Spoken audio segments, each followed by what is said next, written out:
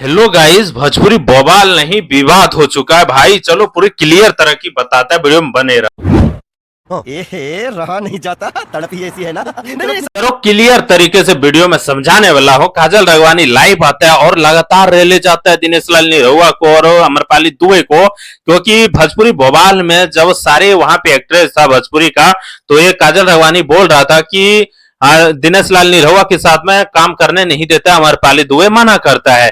तो अमरपाली दुबे बोलता है कि खेसारी का साथ में काम करने नहीं देता, वो काजल राघवानी मना करता है। ये बात के ऊपर विवाद हुआ था दोस्तों, और ये भोजपुरी बवाल में बोला गया था, लेकिन अब रियल लाइफ में विवाद हो चुका है। मतलब भोजपुरी बवाल शो है कि विवादी शो बन गया भाई। मतलब रियल लाइफ में विवाद हो चुका। आज काजल राघवानी लाइव आते हैं और लाइव में आके 1 घंटा तक रेले जाता है दिनेश लाल निरहुआ को और अमरपाली दुबे को। कुछ भी बोलते जा रहे। जो खेसारी लाल यादव इस शो का हिस्सा भी नहीं है भोजपुरी बवाल का, उसका नाम लेके बार बार विवाद करना चाह रहे हैं। जो खेसारी लाल यादव इसके ऊपर एक भी जवाब नहीं दिया है, मतलब एक भी टिप्पणी नहीं किया है, फिर भी बार बार विवाद करना चाह रहे भाई। मतलब हद हो गया इन लोग का।